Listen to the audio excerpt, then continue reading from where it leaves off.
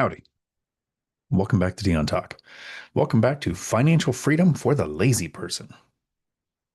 The question is, are you lazy enough to want to make work optional?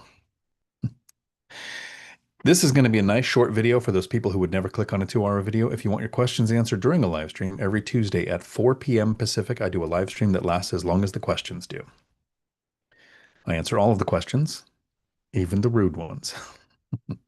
But in this video, I want to talk about why I make content, why somebody who is lazy and likes to travel, likes to scuba dive. I spend my time chasing warm weather and better water. And why am I spending time on YouTube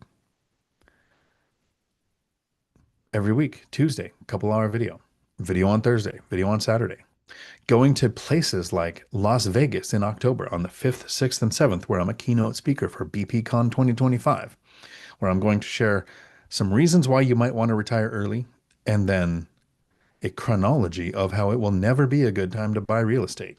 So I hope to see you there. But why am I doing that? And what I want to do in this video is basically, I want to paint you a picture, Bob Ross style, right? Not as depressing or as sarcastic as I would be, but more Bob Ross info. The end image of the picture is me being retired for 3 years now, traveling and doing whatever I want, having more cash flow than I need, uh, basically enjoying life, enjoying not having an alarm, enjoying not having a schedule, realizing how much stress I was under in my job that I didn't know existed until I left the job, and then the stress went away. And I was like, wow, that was a mountain and it's just not there anymore.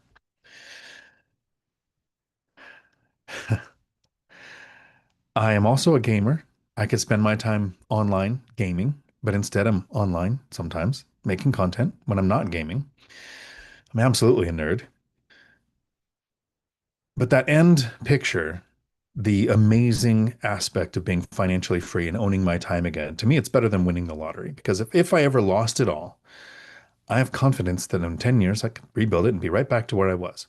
It's a 10-year journey. I know that part sucks, but it feels really good to be here. Imagine the emotional roller coaster of going from at 40, I was a single dad with 3 kids. I found out about $89,000 in bad debt in my name I didn't know existed until the divorce. Got laid off from law enforcement because of the 2008 recession, because, when there's recession going on, there's no more crime, so we don't need cops anymore. And I got laid off at the same time as a bunch of qualified officers and started teaching at a CDL school making $17 an hour. Imagine that position. At 40, bunch of debt, not a lot of income, kids to take care of, pretty much picturing you're going to work until you die. Or at least work until you're so old you can't work anymore, and then you're going to become a financial burden to your kids, and they're going to be the ones taking care of you, and you remember how they took care of pets. So this is like a nightmare that you're living at 40. To take the emotional roller coaster of getting started in investing, knowing it's a 10-year journey, taking the years, couple of years to buy the first duplex, couple of years to buy the next one, like really slow and boring in the beginning, but stable, right? Since I only invest in real estate, I'm not a stock guy, I'm not a crypto guy, I'm not an entrepreneur, I'm an investor. I diversified my portfolio in a couple of ways because I wanted to make sure if I reach financial freedom once I get there, I don't want to lose it. So along the path, not only was I reaching financial freedom, but I was doing it in such a way to where I was protecting my wealth before I even had it. I targeted properties that help limit tenant turnover, right? Decent neighborhoods, Class C, so there's more demand when there's an economic downturn. I don't want good school district because that ages out your tenants. I I want my small multifamily, duplex, triplex, or fourplex to be as similar to a single family as possible because tenants stay longer. So I want fenced yards, side-by-side properties, washer dryer hookups. I want my properties at least 10 miles apart, especially in the beginning. It was really important because I didn't want to get all my tenants from one area. Like I had a plan to diversify my portfolio, to diversify my tenant base. My goal is 1/3 military, 1/3 Section 8, 1/3 working or retired. That way I can actually handle a pandemic, a stock market crash, prolonged government shutdown, going on a date someday, all of these things that can really mess up your investing. I'm protected against that. So I retire with confidence, not just because I reached the cash flow that made work optional, but because I reached so much cash flow that I felt silly going to work. right? Once I had four times what I needed to live a comfortable life coming in that I didn't have to sell my life for 1 hour at a time, I felt silly going to work. So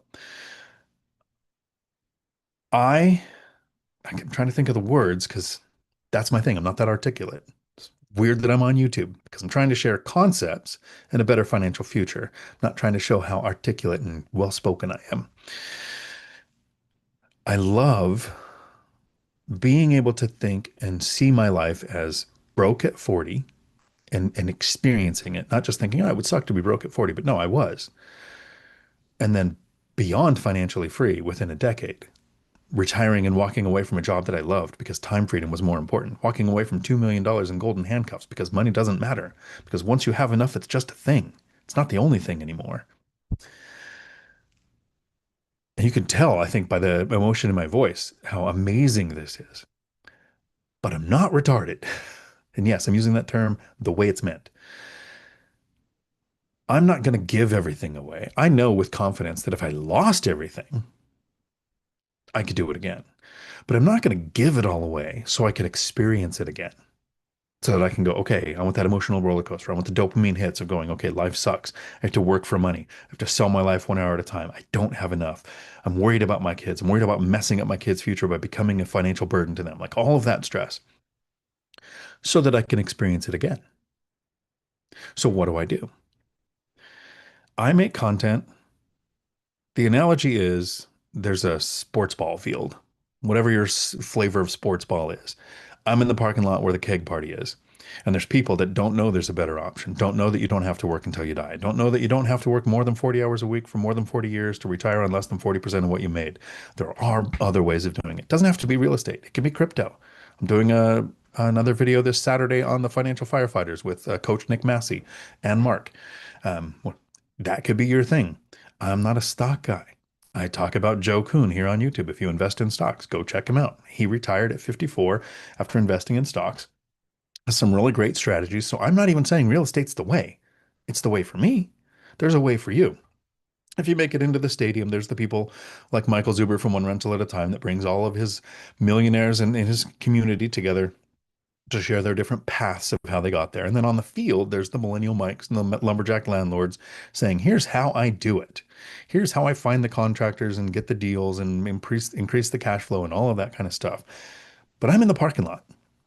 This is why I make content. I don't think I'd enjoy being on the gridiron saying, here's exactly how I replace the electrical in my unit. I'm not Derek, that ADU guy. Great content, not my thing. I hate doing rehabs. I've done one, ain't doing any more. But I can find people like Anne and Sam. I can meet them at a local meetup, probably, I want to say almost a year ago, when they were basically in the information gathering stage. They connected with their group. Like there's a Facebook group called Financial Freedom for the Lazy Person, and people can meet in that group and make connections anywhere. But in the Tacoma area, we have a Tacoma meetup once a month. I make it to most of them, not all of them. But I met Ann and Sam when they were thinking about buying, and they were like, "Okay, what do we do?" Who? First of all, they met me and they said, "Who are you?" They are why I make content. I get to see the fear, the uncertainty, the what's the scam here? You go to a meetup, it's usually somebody doing a sales pitch, right? Some lender saying, here, we're going to provide sandwiches, but you got to listen to our timeshare pitch, which is not what they do. But at our meetups, there is no pitch. It's a restaurant where everybody sits down. I usually have dessert because I'm a fat kid. And we talk finances, better financial future, real estate investing, frugal lifestyles, whatever, financial independence, retire early, whatever the topic is. It's just a group of people that talk. There's no one doing presentations. So I got to see them there with that deer in the headlights look of there are people who talk about money. There are people who talk about money and aren't ashamed of it, aren't embarrassed by it. They're not embarrassed to go, I'm in a lot of bad debt. How do I fix it? I don't have a rental yet. How do I do it? So Ann and Sam recently closed on this duplex at a time when millions, I know times are rough and everybody says nobody can do it now, but millions of people are buying homes this year. Yeah, it's usually around 6 million transactions in a year, and we've lost about 30%. So there's only 4 million transactions happening, but still 4 million transactions happening. A lot of those are home buyers. Ann and Sam could have done the same thing, gone out for the American dream and said, I'm going to buy a house, a white picket fence, probably have kids someday, and work until they're 70. But Ann and Sam got surrounded by people like me who talk about finances, who prioritized it for a while so that for the rest of their life, unless they make a YouTube channel, they don't have to prioritize it ever again. A little bit of focus, a little bit of maintenance on it, sure. But you focus on it for 5 to 10 years. So you're financially free. So you don't have to worry about it ever again. Ann and Sam moved into a duplex. They're buying this as a owner occupied house hack in a time when everybody's saying you can't do it. Maybe the math doesn't look good. They're not going to get paid to live in their duplex. I didn't get paid to live in my duplex in 2013. I paid to live there too. But by 2016, by 2018, or 2020, when I moved into my second house hack and it cash flowed a significant amount, the one that I moved out of, that's what Ann and Sam are doing now. They're looking at 5 or 8 or 10 years from now. They're still going to be alive. They're going to own a duplex from a year when everybody said, don't buy right now. Prices are high, interest rates are high, it has to crash, it's unsustainable. They ignored the losers in their mom's basement that don't own any rentals because I don't give fitness advice. Don't take fitness advice from a fat guy. Don't take real estate investing advice from somebody who doesn't own rentals and lives in their mom's basement just because their YouTube channel makes a bunch of money because they're good at making Crash Bro videos. Ann and Sam ignored the fear, uncertainty, and doubt and made a move that's going to impact their future so much that here's why I'm making content. I get to experience that. They were gracious enough to invite me over to just see their property, to walk around and look at this as the LVP they're putting in.